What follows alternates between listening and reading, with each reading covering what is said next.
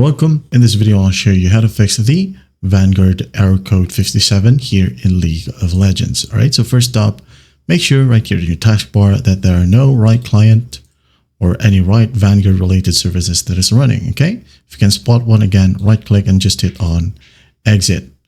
Once that's done, go ahead and go to your search bar and type in services, click on services, locate VGC. There you go. Just right click on it. If it's started, make sure that you click on stop. Okay, stop the service. Once done, close this one. Go ahead over to your search bar and type in add or remove programs. Click on it. Now go ahead and locate Vanguard. Okay, just type in Vanguard. Now click on three dots. Hit on uninstall. Uninstall. There'll be a pop-up. Just click on yes. Again, there'll be a pop-up. Hit on yes.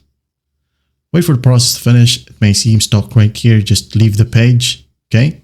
And just go back to installed apps. And find Vanguard, and you won't be able to find it anymore. And once that's done, open up Riot Client. Okay, wait for it to load.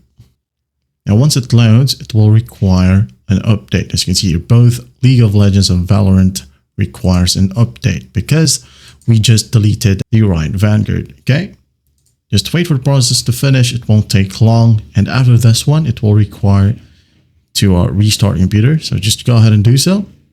Okay, as you can see here, update your Valorant as well if you have a Valorant in your system. And once that's done, hit on restart, and after that, enjoy gaming. I hope this video helps, and I'll see you in the next one.